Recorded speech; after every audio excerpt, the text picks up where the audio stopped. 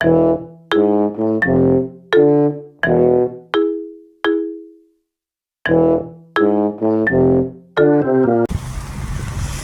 আলাইকুম।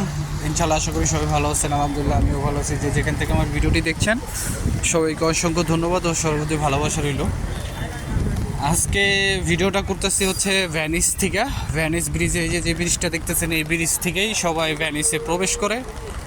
আর ওই যে দেখতেছেন বাস স্ট্যান্ড, এখানে আইসা সবাই আপনার বাসে করে এসে এখানে নামে, তারপরে এই ব্রিজ পার হয়। ঠিক আছে, এই যে দেখেন ট্যুরিস্ট কীভাবে পার হইতেছে।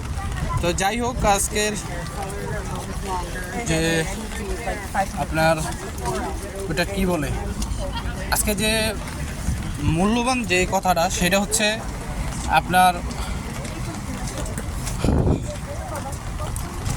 এই যে আমরা 9 তারিখে যে আজকে আমাদের গ্রুপের আমার একজন প্রাক্তন বলতে আমার অনেক কাছেরই ধরতে গেলে, তার সাথে এই ভিসার ব্যাপার নিয়ে পরিচিত। ঠিক আছে, তিনি আমাদের সাথে ইতালির ভিসা করছিল।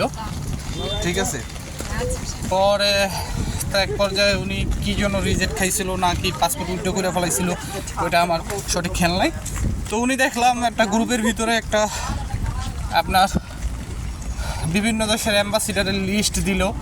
সেইখানে দেখলাম এই যে এখনকার যে মেন অ্যাম্বাসিডার এবং সহকারী যে প্রধান আছে, ঠিক আছে, তো তারা দুইজন আগে ভিয়েতনাম না জানি মায়ানমারে ছিল।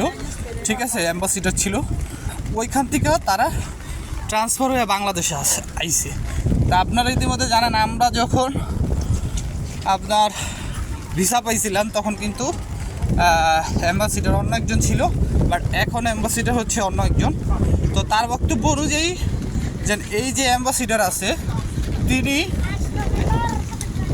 আপনার যখন ভিয়েতনাম বা মিয়ানমারে ছিল তখনও সেই সময়ও তিনি এরকমটা ওই দেশের সাথেও মানে এরকম অবস্থায় ছিল যে তার সময়কালে খুব স্বাভাবিকভাবে মানে ভিসা পেত না, এবং তার সময়কালে যে কার্যক্রমগুলি ছিল সেই কার্যক্রমগুলো অনেক স্লোলি হইতো, যার কারণে ওনাকে কিন্তু ট্রান্সফার করা হয়েছে, ওইখান থেকে বাংলাদেশে ট্রান্সফার করা হয়েছে।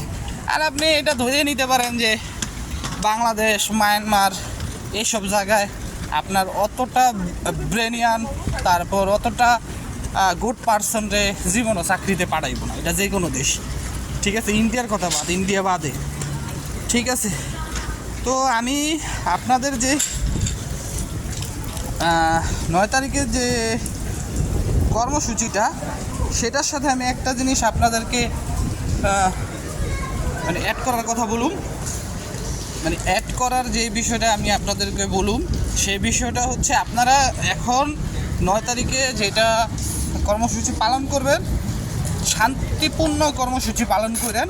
বাট সেইখানে আপনাদের একটা কথা জানি উল্লেখ থাকে যে এই অ্যাম্বাসিডর যদি আমাদের এই কর্মসূচির বা আমাদের এইবারের যে কর্মসূচি, এই কর্মসূচির পরে ভিসা দিতে ব্যর্থ হয় খুব অল্প সময়ের ভিতরে, বা আমাদের পাসপোর্টগুলি কার্যক্রম শেষ করতে ব্যর্থ হয়, তাহলে আমাদের পরবর্তী যেই কর্মসূচিটা বা পরবর্তী যেই পদক্ষেপটা থাকবে সেটা হচ্ছে আমরা নতুন অ্যাম্বাসিডারের অন্তর্ভুক্ত হইতে চাই, বা আমরা নতুন অ্যাম্বাসিডারের অন্তর্ভুক্ত হব, আমরা তার কাজে সন্তুষ্ট নই।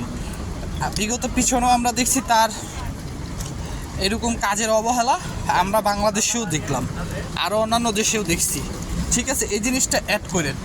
আর আরেকটা বিষয় যেটা আমি আপনাদেরকে বলতে চাই, আমি ইতালিতে আসার পর আমি এইখানে একটা ছবি তুলছিলাম।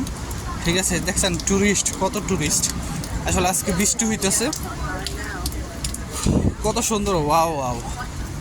তো তারপরে যে বিষয়টা অ্যাপয়েন্টমেন্টের যে বিষয়টা আমি আপনাদের বলি, অনেকে মার্চ মাসে অ্যাপ্লাই করে পান নাই, অনেকে এপ্রিল মাসে অ্যাপ্লাই করে এখন তৈরি পান নাই।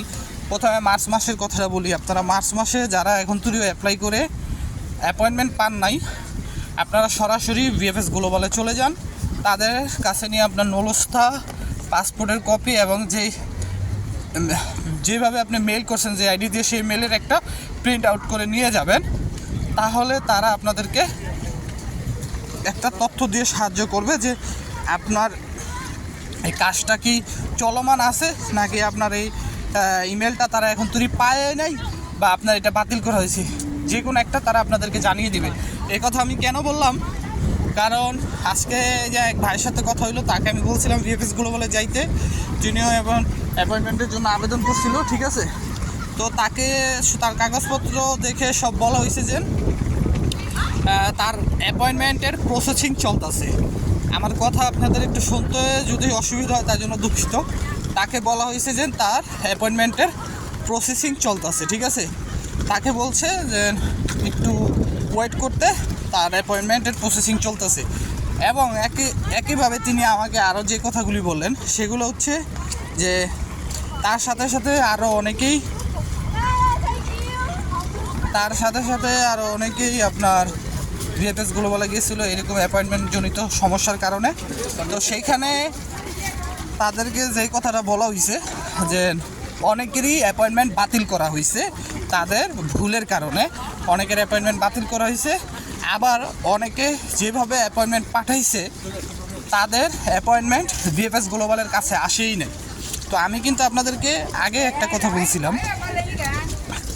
যে আপনারা যখন অ্যাপয়েন্টমেন্টের জন্য আবেদন করবেন, আবেদন করার পরে আপনাদের যে জিমেল আছে সেই জিমেলের যে আপনাদের অপশনগুলো আছে, অপশনের ওইখানে দেখতে পারবেন সেন্ড অপশনে যাবেন। সেন্ড অপশনে যদি গিয়ে দেখেন আপনার অ্যাপয়েন্টমেন্টের জন্য যে আবেদন সেটা সেন্ড হয়েছে, তাহলে ভাবতে পারেন আপনি যে আপনার অ্যাপয়েন্টমেন্টটা ওইখানে গেছে। আর যদি সেন্ড অপশনে না পান তাহলে এটা আপনার মনে রাখতে হবে যে আপনার অ্যাপয়েন্টমেন্টটা তাদের ওইখানে সেন্ড হয় নাই, হয়তো বা স্প্যামে অথবা ট্রাশে রয়ে গেছে, মানে এটা সেন্ড হয় নাই।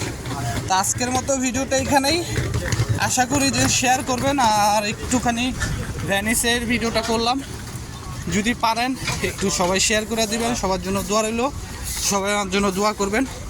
আসসালামু আলাইকুম, আল্লাহ হাফেজ।